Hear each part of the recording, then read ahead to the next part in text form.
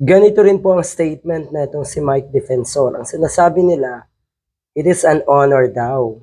What an honor to be standing with our true heroes. Oh, kasi parehong kakasuhan si Badoy at si Mike Defensor kasama nga yung ex-Marines, yung 18 kuno na ex-Marines. Kakasuhan silang lahat ni former Senator Antonio Trillanes. Siguro naman ay kilala mo, Mr. Badoy or Miss Badoy, si former Senator Trillanes na ni minsan hindi yan sumuong sa giyera sa laban ng walang konkretong ebidensya, ng walang armas. Kaya matakot ka na. Talagang si former Senator Trillanes ang binangga mo. Ungas na to. Siguro sa puntong ito dapat alamin nyo rin ang kinatatayuan nyo na ngayon. Tapos na kasi yung mga maliligayang araw nyo. Tapos na yung paghahari-harian nyo.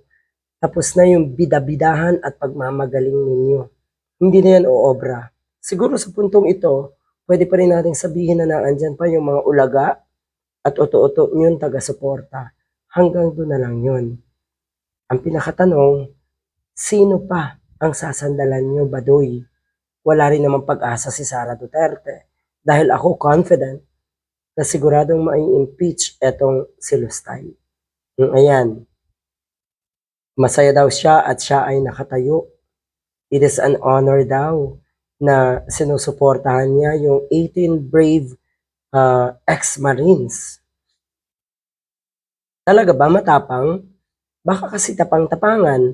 Baka kailangang magtapang-tapangan dahil malaki ang bayad. Yun yung pinupunto natin dito. O eto ang sinasabi ng company, former Senator Trillanes. Tahan ka na daw, Badoy. Wala na kasi sa poder ang mga Duterte. At siguradong mabubulok na sa kulungan si Digong.